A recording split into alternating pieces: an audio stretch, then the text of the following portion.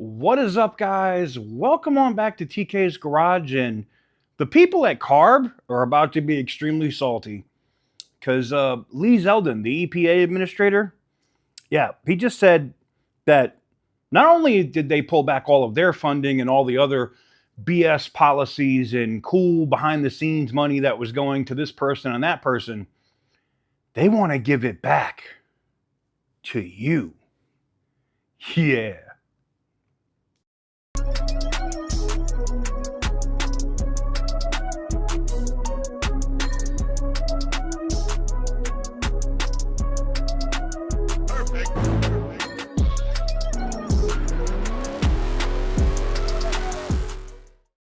So welcome on back to TK's Garage. They are taking the money that CARB would have got, that the U.S. government was giving them, and they're going to give it back to the citizens. Lee Zeldin just did a full interview with Maria Bartiromo. I'm going to run it for you here in a minute. But this is huge news. This is definitely huge news because most of the time when the government claws back money, or if they do anything with the money, or they take it away or cancel a grant or whatever, the government just keeps that money. But now, and I'm going to say this, and people are going to be like, damn, a victim? Yes, if you've been a victim of the California Air Resource Board or any of these other BS climate policies that were put up by previous administrations, you could get some money back. Don't take my word for it. We're going to get right into the interview here in just a minute with Lee Zeldin. But he also broke some other news, which I'll do a separate video on, because I see you guys in the comments all the time, and people be trolling them and stuff. Like, people will come through the comments and be like, someone will be talking about contrails or other stuff. Well, he talks about that too. So without further ado, let's get into the interview with him and Maria Bartiromo right now, because this is big news. I can't believe nobody's talking about this yet. This is huge news. So let's roll it. And then we're going to let's talk about how are they going to give it back? How are they going to get the money back to those of us that have been affected? Roll it. At the Trump EPA, the one big beautiful bill was filled with many big beautiful wins for the taxpayer. It delivered a sledgehammer to the green new scam. Billions of dollars rescinded. We want to give it back to the taxpayer. This is about us being good stewards of American tax dollars without any apology or regret. And that was EPA Administrator Lee Zeldin speaking at President Trump's 6th cabinet meeting in his second term happening this week. Lee Zeldin touting the progress made on the Trump agenda since the big, beautiful bill passed last week. And joining me now is the man himself, EPA Administrator Lee Zeldin. Lee, it's great to see you. Thank you so much for being here. And, congratulations to you. You went into this job with a big agenda, and you are knocking all of those to-dos off your list. Tell me about the momentum made so far in the Trump administration in his agenda. The Trump mandate at the EPA is on both the operational side and the policy side. On the operational side, ending COVID-era remote work, getting people back into the office, going through a reorganization to right-size the agency. We don't want one more or one less person than we need to fulfill our statutory obligations and power the great American comeback. There was also a lot of funding, tens of billions of dollars pushed through EPA that we had to get a handle over. I've canceled now over $22 billion worth of grants, which is over twice the size of our annual operating budget. That's an important part of it. Now, on the policy side, a lot of President Trump's deregulatory agenda is inside of EPA. President Trump talks about a need to ensure Americans have access to clean air, land, and water. It gets to our core mission of EPA. It gets to our first pillar of powering the great American comeback.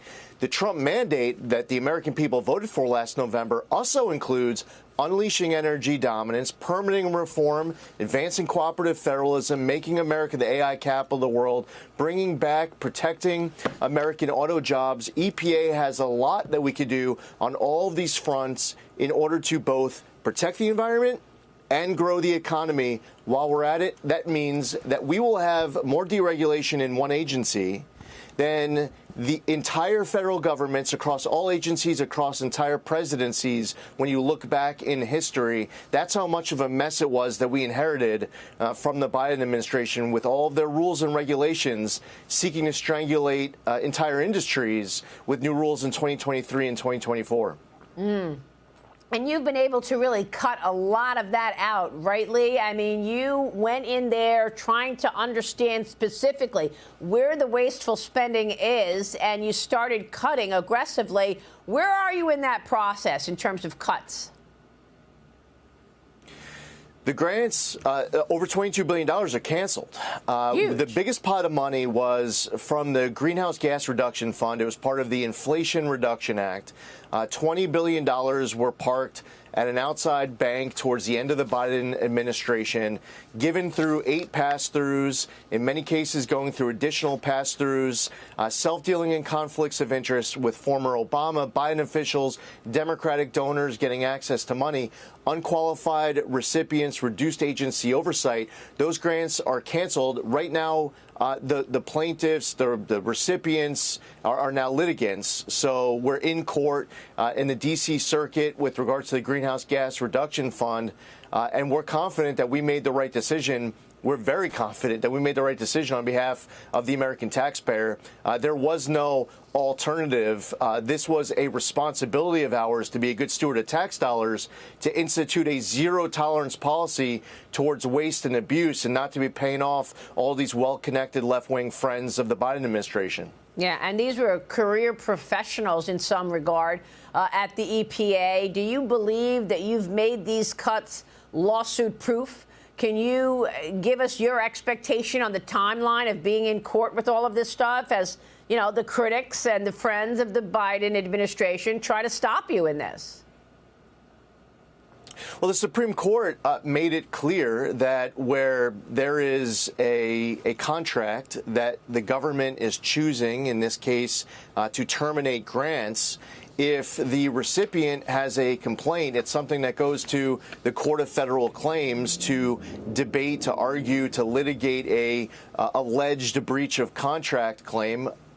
The problem is that what the plaintiffs have been doing across this country with different cases is that they seek out activist judges at the district court level instead of going to the Court of Federal Claims, and they don't care what the Supreme Court has previously ruled in that Department of Education case. So we're confident that we made the right decision, that we should not allow waste and abuse. We should not be lighting billions of dollars on fire. What the Democrats did when they had one-party rule to allow billions of dollars to go out the door like this is something that I believe that the American public, the will of the American people, after they spoke last November, requires us to stop it.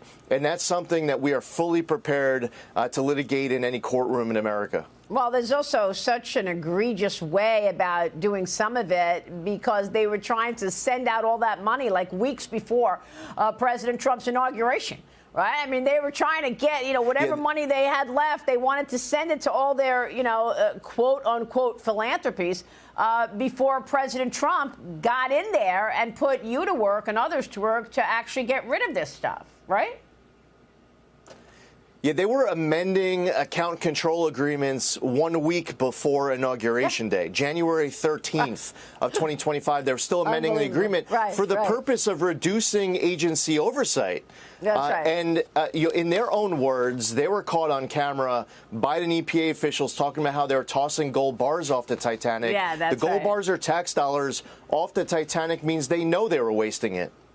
So the EPA releasing new resources, giving Americans total transparency on questions surrounding geoengineering and contrails, the line-shaped clouds seen coming out of airplane exhaust systems, Lee. What do you want to tell us about this? You say Americans are going to have access to all the information that you have. Correct. I want the public to know whatever EPA knows. I want the public to know whatever information I come in contact with. Yesterday, we put websites up at epa.gov/contrails and epa.gov/geoengineering. And all I care about is facts. And this is what happened when I started these meetings over the course of these last few months, sitting down with people, whether they're inside of our agency or it's meetings, conversations, gathering information at other agencies. I just want facts, truth. There are questions that are out there. What are the answers? No bias, just put out to the American public answers to their questions. And here's one of the problems over the course of years on so many different topics.